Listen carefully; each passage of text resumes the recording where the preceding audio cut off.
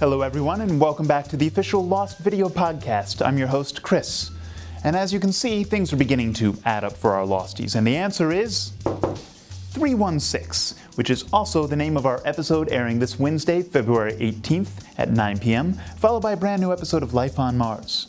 And today, in honor of our attempt at mathematics, we're joined by actor Jeremy Davies, who plays Faraday, a man who, unlike me, can actually do math. Enjoy.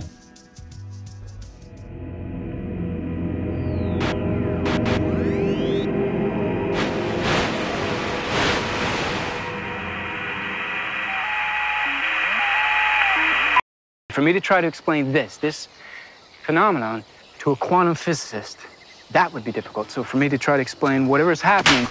Oi! What bloody hell do you think you're doing? Shut it, Ginger. You're getting one, too. Now talk. Faraday happens to be the one individual who has the capacity to understand and sort of translate the phenomena that they're encountering.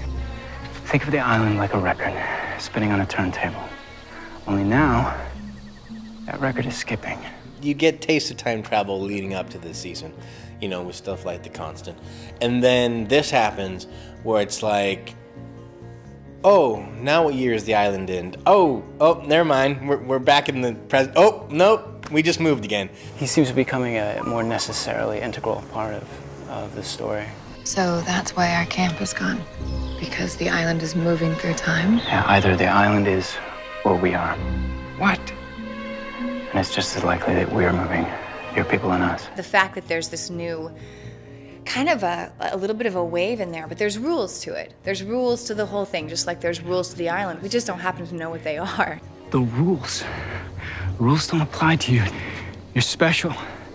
You're uniquely and miraculously special. One of the most compelling things about getting this offer is that the trajectory of this character and where he comes from and what he does very much parallels a very fierce interest of mine, actually. This future version of me, he referenced this meeting, right?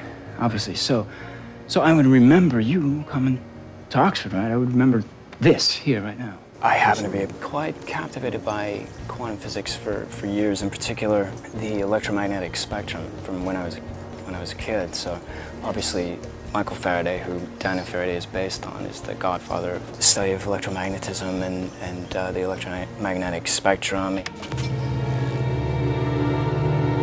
Many traditional scientists really are uncomfortable going beyond where Newtonian science really stops being able to explain phenomena of physical world.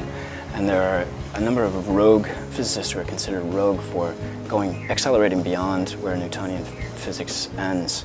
It does make empirical sense that if this started at the orchid, then that's where it's got to stop. But as far as bringing back the people who left in order to stop these temporal shifts, that's where we leave science behind.